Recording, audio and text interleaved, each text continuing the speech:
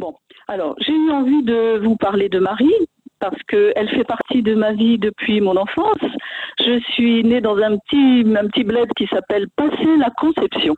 Alors je ne vais pas vous raconter toute l'histoire de ce petit village de l'Orne, en Normandie, mais c'est un pèlerinage quand même connu dans la région qui attire beaucoup, beaucoup de monde et qui a généré une belle piété dans la région. Et enfin pas basilique, mais la grande, grande chapelle qu'on appelle l'oratoire a été construite avec les dons des fidèles. Elle est couverte d'ex-voto, y compris des ex-voto récents, parce que Marie continue de nous obtenir des grâces. Et cette chapelle, c'est pour la famille, ma famille, quelque chose d'important. Tous les grands événements, mariage, communion, baptême, ont eu lieu là.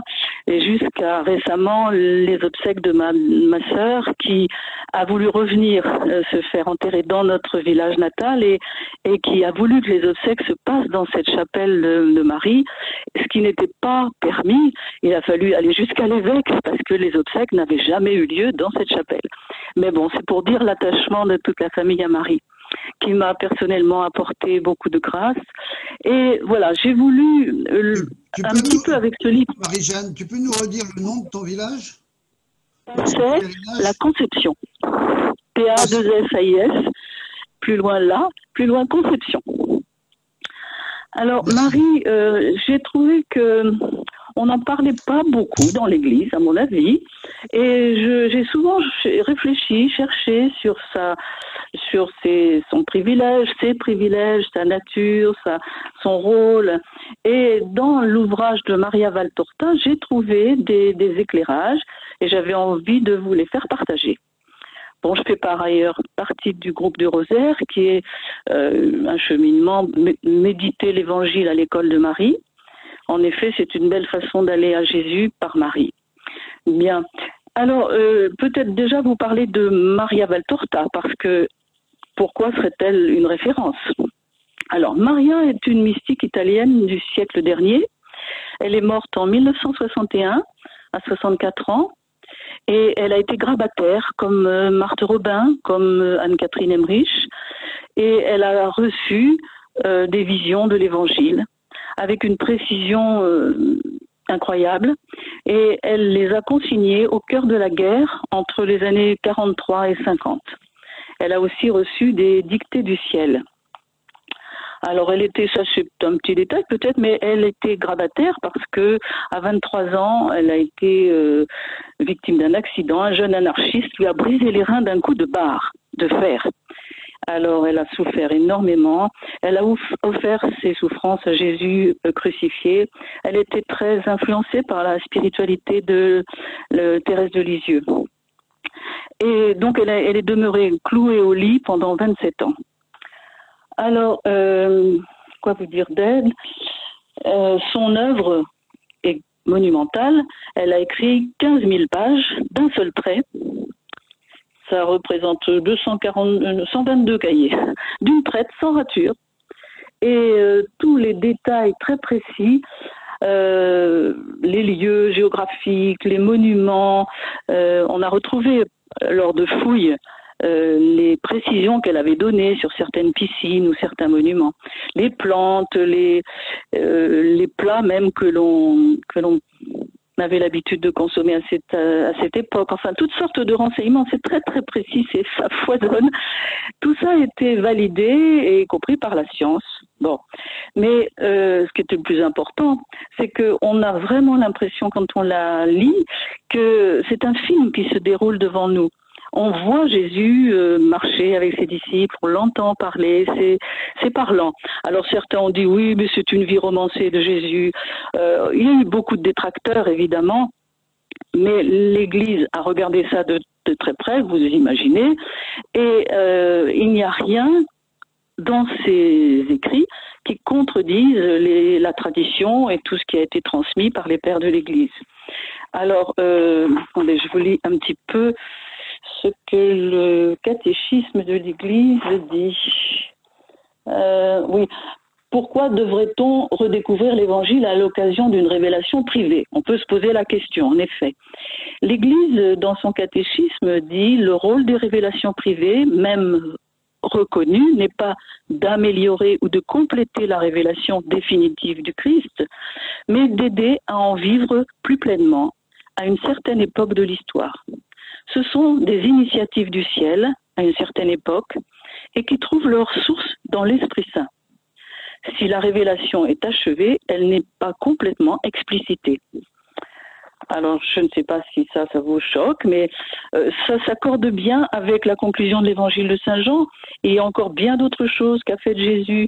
Si on les mettait par écrit une à une, vous connaissez. Hein. Alors, je pense qu'en effet, tout n'a pas été rapporté par les témoins les apôtres. Hein. Et je pense aussi qu'on peut voir la présence de l'Esprit Saint toujours à l'œuvre. Pour Padre Pio recommandait de lire Maria Valtorta, bon, c'est une référence. Mère Teresa emmenait dans ses déplacements toujours un tome de Maria Valtorta avec la Bible et avec son bréviaire. Et Pie XII, à qui on avait fait lire cette œuvre-là, avait dit « Publiez l'œuvre telle qu'elle. Il n'y a pas lieu de donner une opinion quant à son origine, qu'elle soit extraordinaire ou non, ceux qui liront comprendront. » Bon, ceci dit, elle a quand même été mise à l'index à une certaine époque et elle a été très très critiquée. Mais comme beaucoup de saints et de mystiques avant elle. Sur l'index, c'est pas une référence parce que dès qu'il y avait quelqu'un qui sortait de la ligne, il était automatiquement mis à l'index. Voilà. Mais l'index a été levé. Et je rappelle quand même que les évangiles et la Bible étaient mis à l'index jusqu'en 1943. Ah oui, ça je savais pas. Ouais. Non, mais quand on pense que Padre Pio a été lui aussi mis pas très bien jugé, hein, à une certaine époque. Sœur Faustine aussi. Jeanne d'Arc a été brûlée et canonisée 500 ans après. Thérèse d'Avila excommuniée pour la réforme du Carmel. Le curé d'Ars a eu maille à partir avec son évêque, hein, je crois. Marthe Robin était traitée d'illuminée, etc. Bon, donc voilà, c'est pas... La liste est longue. Marie Porrette, qui est une mystique du XIIIe siècle, a été brûlée vive. Alors maintenant, on commence à découvrir ses textes et on dit si c'est plutôt pas mal. Voilà, mais enfin, elle a terminé en échoué quand même. Bon, Jésus avait dit à Maria, par ton intermédiaire, j'ai donné toutes les preuves. En raison de ta crucifixion, et je voulais dire de son alitement, hein, il est certain que tu ne peux scruter les livres des docteurs. Ah, et en raison de ton niveau culturel, tu ne peux écrire ces pages. Il ne s'y trouve aucune erreur dogmatique. Alors c'est un peu rassurant, parce que parfois, elle écrit des choses qui surprennent quand même. Voilà, alors je voulais faire ce préambule, mais pour vous rassurer peut-être. Bien, alors, l'Église, ceci dit, n'impose jamais à la croyance des fidèles tout ce qui est rapporté dans des transmissions de ce style. Ce ne sont pas des vérités de foi, si vous voulez. Hein. Et d'ailleurs, l'Église est toujours prudente puisqu'elle subordonne toujours son autorisation à un examen très approfondi, bon, déjà de la personne, qu'elle soit bien équilibrée, bon, et que rien ne vienne contredire le dépôt de la foi dans ses dires, bien sûr. La prophétie de Joël, oui, j'avais noté, vous avez déjà entendu cela, la prophétie de Joël qui disait, en parlant du règne messianique, « Après cela, je répandrai mon esprit sur toute chair, vos fils et vos filles prophétiseront, vos vieillards auront des songes, vos jeunes gens des visions. » Donc, l'Esprit Saint est toujours à l'œuvre et il n'est pas si étonnant que cela que des précisions ou des messages du ciel nous soient donnés encore. Alors, ceci dit, nous allons aborder, il y a plusieurs, comme je vous ai dit l'autre fois, plusieurs thèmes possibles. Marie Nouvelle Ève, bon, je ne sais pas si ça vous chante, ça. Marie Nouvelle Ève, pourquoi dit-on qu'elle est Nouvelle Ève? il y a aussi, peut-être pour démarrer, ce que Jésus lui-même disait de sa mère. On peut peut-être démarrer par ça. Alors, je vous cite Jésus, par Maria Valtorta. Les évangiles avaient déjà fait de moi une description suffisante qui allait au moins suffire au salut des cœurs. La Sainte Vierge était peu connue. Sa personne était évoquée en traits incomplets qui laissaient trop de choses dans l'ombre. Voici que je l'ai révélée. C'est moi qui te l'ai donnée, cette histoire parfaite de ma mère, car elle est la gloire de l'ordre divin. Bon, ça c'est Jésus qui parle. À un autre endroit, il dit, en parlant encore de sa mère, ah oui, c'est après le discours qu'il fait à la synagogue de Capharnaüm au sujet du pain de vie descendu du ciel.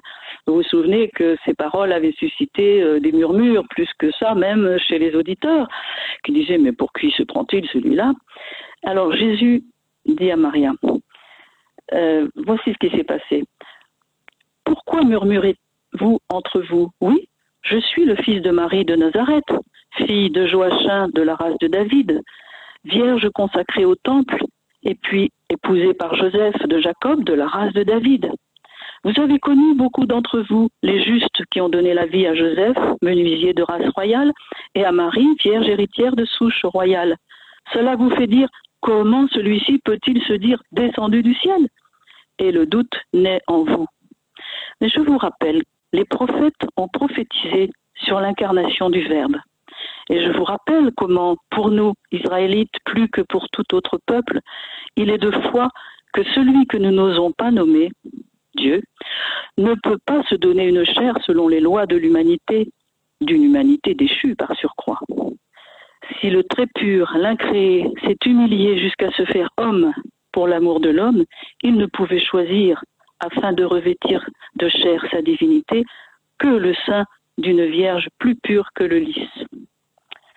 Cette arche inviolable, plus précieuse que l'arche d'or. Voilà comment il décrit sa mère. C'est de belles paroles, je trouve.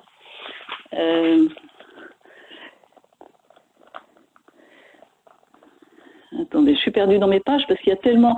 Le livre est complexe et parfois touffu. Et bon, là, j'ai mis des petits marque-pages partout, mais... Alors... Oui, une femme parle, ça c'est encore dans la 3e année de la vie publique du Christ, sont présents des apôtres, des scribes et des disciples. Une jeune femme inspirée par Dieu vient de faire d'une voix forte le plus haut éloge du Christ, du Messie rédempteur. Et elle en vient ensuite à parler de sa mère. Alors là, je vous passe tout le long passage sur toutes les grandes figures féminines de la Bible. Judith, Déborah, Marie, sœur d'Aaron, etc. Et elle arrive à Marie. Alors, elle dit, la femme qui a engendré Dieu dépasse toutes ces femmes qu'elle vient de citer, parce qu'elle est la servante de Dieu et qu'elle le sert sans péché. Toute pure, innocente et belle, elle est le bel astre de Dieu, de son lever à son coucher. Bon. Et elle est la fleur inviolée que s'est donnée le Très-Haut, et le feu de Dieu a descendu dans le calice de ce lys suave, et le sein d'une femme a contenu et porté la puissance, la sagesse et l'amour de Dieu. Gloire à la femme, chantez, femme d'Israël, chantez ses louanges. Alors la jeune femme s'arrête de parler, et les scribes disent, mais elle est folle, arrêtez-la, elle est folle. Et ils disent à Jésus, mais fais-la taire, elle est folle ou possédée, commande à l'esprit qui la tient de s'en aller. Jésus répond, je ne le puis, c'est nul autre que l'Esprit de Dieu, et Dieu ne se chasse pas lui-même. Tu ne le fais pas parce qu'elle te louange, toi et ta mère, et cela flatte ton orgueil. Scribe, réfléchis à ce que tu sais de moi, et tu verras que je ne connais pas l'orgueil. Pourtant, seulement un démon peut parler en elle pour célébrer ainsi une femme. La femme, mais qu'est-ce que la femme en Israël et pour Israël? Quoi? Sinon le péché aux yeux de Dieu, la séduite, la séductrice. Et si ce n'était pas de la foi, on aurait du mal à imaginer une âme dans la femme. Il lui est d'ailleurs interdit de s'approcher du sein à cause de son impureté. Et celle-ci dit que Dieu est descendu en elle, s'écrie un autre scribe, scandalisé. Et ses compères le soutiennent. Jésus, comme s'il se parlait à lui-même, dit « La femme écrasera la tête du serpent. Genèse 3, 15. La Vierge concevra et enfantera un fils qui s'appellera Emmanuel. Isaïe 7, 14. Un rejeton sortira de la racine de Jessé. Une fleur viendra de cette racine et sur elle se reposera l'Esprit du Seigneur. Isaïe 11, 1, 2. Cette femme, c'est ma mère. Scribe, par égard pour ton savoir, rappelle-toi et comprends les paroles du livre. Les scribes ne savent que répondre. Ces paroles, ils les ont 1000 fois lues et reconnues comme vraies. Peuvent-ils maintenant le nier? Ils se taisent. Ah, j'ai trouvé que c'était un beau passage, ça. Voilà Jésus qui parle de sa mère. Alors, un autre passage.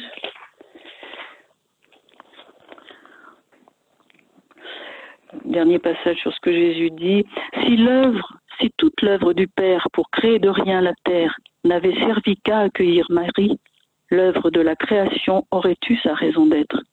Parce que la perfection de cette créature est telle qu'elle est le témoignage non seulement de la sagesse et de la puissance, mais aussi de l'amour avec lequel Dieu a créé le monde. Dans la Vierge se résume la perfection créée. La Vierge est la fleur de la création, plus belle que toutes les fleurs de l'univers. Elle est l'astre vivant devant lequel paraissent éteints tous les soleils créés par mon Père. Bon, alors vous penserez peut-être que c'est le langage un peu fleuri, romantique de cette époque. Mais bon, retenons le message quand même. Alors, est-ce que... Oui, ça va. On peut aborder le thème « Marie est une nouvelle Ève ». Vas-y, vas-y. Oui. C'est par la chair que Satan est entré dans l'homme. Et content s'il peut le faire, c'est par la chair qu'il y rentre. Et Jésus expliquait que la femme devait être la douceur de Dieu sur la terre. Elle devait être l'amour, l'incarnation de ce feu qui anime celui qui est, et la manifestation de l'amour. Mais Satan était au courant de cette perfection. Satan, rusé, sournois et cruel, s'est insinué dans cette perfection de la femme.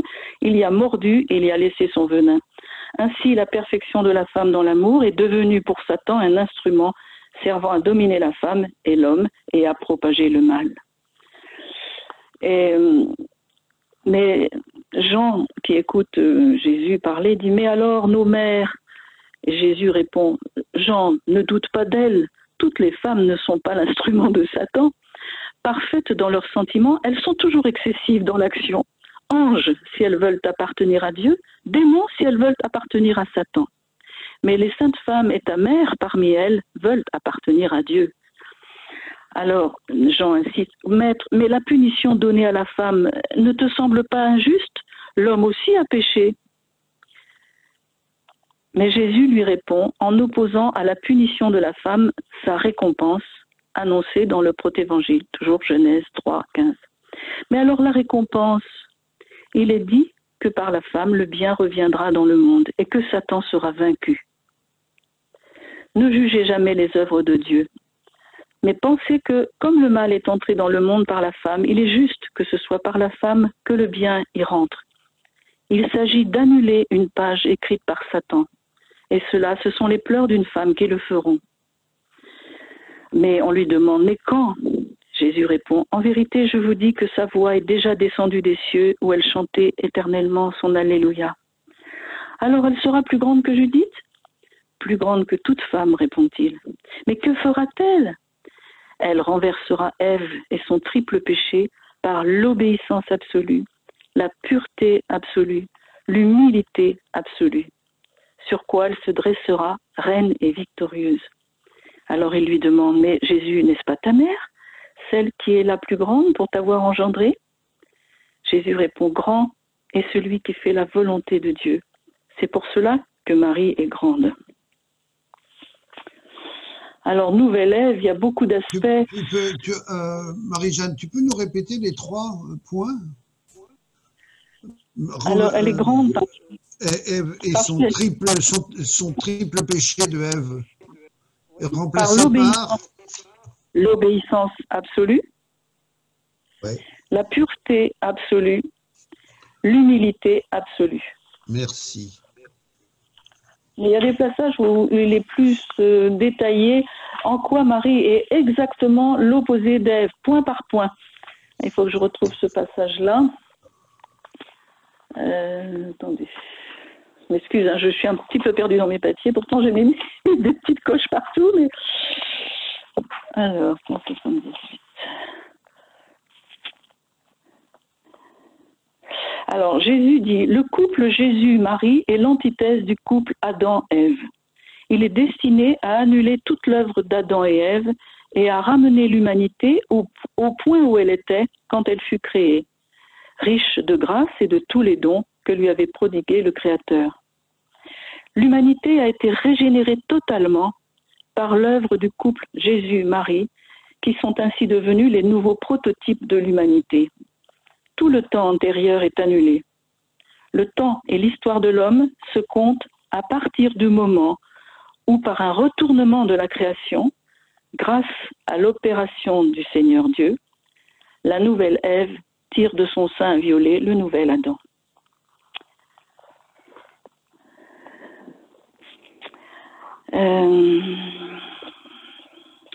Nous avons aimé comme personne d'autre n'a aimé. Nous avons poussé l'amour juste... Vous voyez, Jésus associe Marie vraiment à son œuvre. Hein. Nous avons poussé l'amour jusqu'au sommet de la perfection afin de combler avec notre océan d'amour l'abîme creusé par la désaffection des deux premiers qui s'aimèrent plus que Dieu. Nous avons dû réunir en une constante pratique toutes les vertus, tout ce qui était à l'opposé de la manière d'agir du couple Adam et Ève. Marie doit annuler Ève. Marie voit le second Caïn en Judas. Marie sait qu'il est le Caïn de son Jésus, le second Abel. Elle sait que le sang de ce second Abel a été vendu par ce Caïn et qu'il est déjà répandu. Mais elle ne maudit point, elle aime et pardonne. Le mal est entré dans le monde par la femme, et par la femme il fut vaincu. Jésus redit encore à ses apôtres, il s'agit d'annuler une page écrite par Satan. Et cela, ce sont les pleurs d'une femme qui le feront.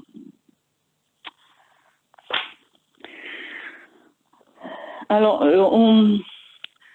on peut voir aussi dans l'attitude ou la nature de Marie l'exact opposé de Ève. C'est Marie qui dit elle-même « Le péché d'Ève était comme un arbre à plusieurs branches, l'orgueil, l'avarice, la gourmandise. Et ces 4 branches ont été coupées par Marie, l'opposé d'Ève. Alors elle a coupé la branche de l'orgueil en s'humiliant profondément, hein, comme on disait tout à l'heure, et elle donne un détail, elle s'est humiliée même face au juste Joseph. Vous vous souvenez qu'il a douté d'elle un moment, puisqu'il pensait la répudier, et ça a été une grande douleur pour Marie. Elle a connu beaucoup d'humiliation en tant que mère de Jésus.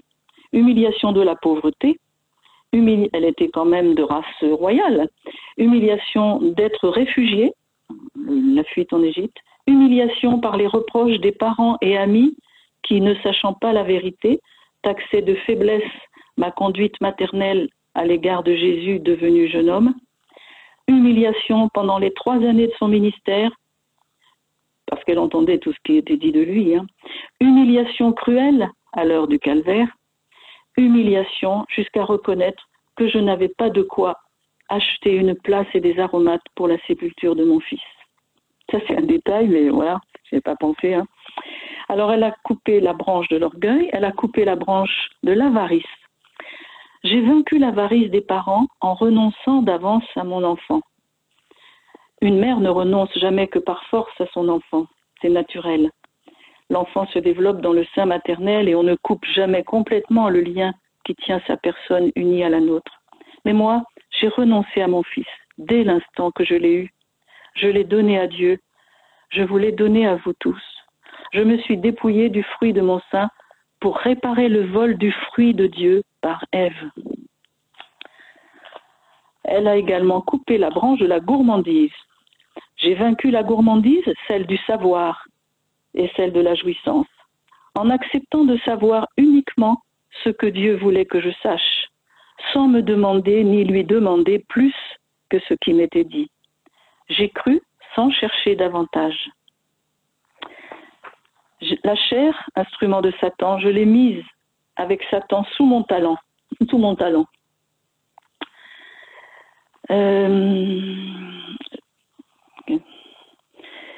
Pourtant, cela ne suffirait pas encore pour que soit rendue à la femme la paix perdue par Ève.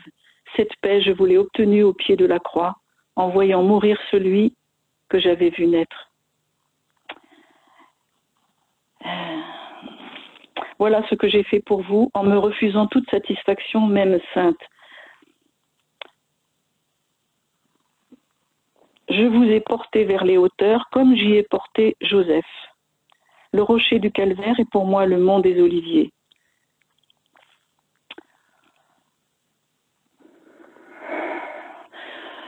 Comme Ève, avec Adam, avait ruiné le monde à cause du plaisir, ainsi Marie, nouvelle Ève, avec le Christ, nouvel Adam, l'a racheté par la douleur. Être la mère du Fils de Dieu, dit la Vierge, c'est une bienheureuse destinée. Mais être mère du Rédempteur, c'en est une douleur atroce. Et d'heure en heure, j'ai senti le poids qu'il me faudrait porter toute une vie. Même si je n'en connais pas les détails, je sens qu'il sera très lourd. Elle te dit ça dès l'Annonciation.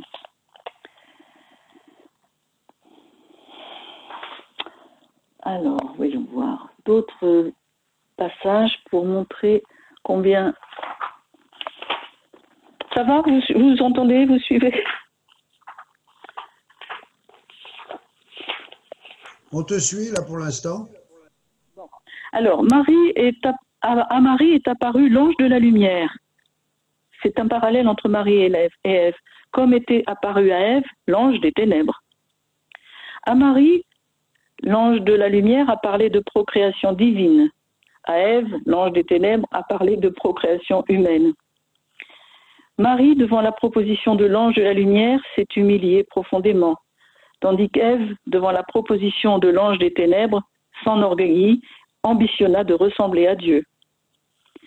Marie a obéi à Dieu, tandis que Ève a désobéi à Dieu en se ralliant à l'ange séducteur. Marie, pleine de grâce, devint porteuse de vie et de grâce, alors qu'Ève perdit la grâce par le péché avec Adam, pour elle et pour tous ses descendants. Voilà sur la... Alors, Marie nouvelle Ève, parce qu'elle a été préservée du péché. Alors, préservée du péché, Jésus dit lui-même, le temps de la grâce étant venu, Dieu se prépara une vierge. Vous pouvez bien comprendre comment Dieu ne pouvait résider là où Satan avait posé son signe ineffaçable, le péché originel. La puissance travailla donc à faire son futur tabernacle immaculé. Et par deux justes, Joachim et Anne, d'âge avancé, et contre les règles habituelles de la procréation, fut conçue celle sur laquelle il n'y a aucune tache. Alors, elle dit à d'autres passages comment a été conçue Marie par Joachim et Anne. Alors, ce serait trop long, hein, ils se sont rencontrés, ils ont eu chacun un songe, on leur a donné à chacun rendez-vous au temple.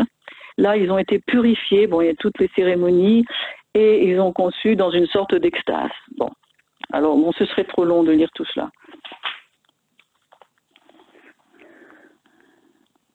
Est-ce que Marie savait qu'elle était conçue sans péché? C'est intéressant aussi. Je me disais, tiens, je me suis souvent posé cette question. J'ai dit, bon, nous qui sommes toujours tentés par le mal, est-ce que Marie, est-ce qu'elle sentait, elle, qu'elle était différente? Est-ce qu'elle avait des mérites? Alors, à cette question, Marie elle-même aurait donné à la voyante une réponse. Je ne savais pas que j'étais sans tache. Je ne pouvais pas penser que je l'étais. Le seul fait de le penser aurait été présomption et orgueil. Né de parents humains, il ne m'était pas permis de penser que c'était moi l'élu à être la sans tache. Et les apôtres demandent à Jésus, mais Joachim et Anne savaient-ils que Marie était la Vierge élue? Jésus répondit, non, ils ne le savaient pas. Et alors, objecta Judas, comment Joachim pouvait-il dire que Dieu l'avait sauvé d'avance? Oui, ça fait référence à des paroles qu'avait dit Joachim sur sa petite. Et Jésus dit, mais Joachim parlait par la bouche de Dieu comme tous les prophètes. Lui ne comprenait pas la sublime vérité surnaturelle que l'Esprit mettait sur ses lèvres. Mais Joachim était injuste et il méritait cette paternité et il était humble. Donc bien qu'ignorante de son singulier privilège, Marie en éprouva les effets. Pour moi, dit Marie, j'avais tous les dons de Dieu dans ma condition d'immaculée. Je ne savais pas que je l'étais, mais dans mon âme, tous ces dons étaient actifs et me donnaient des forces spirituelles.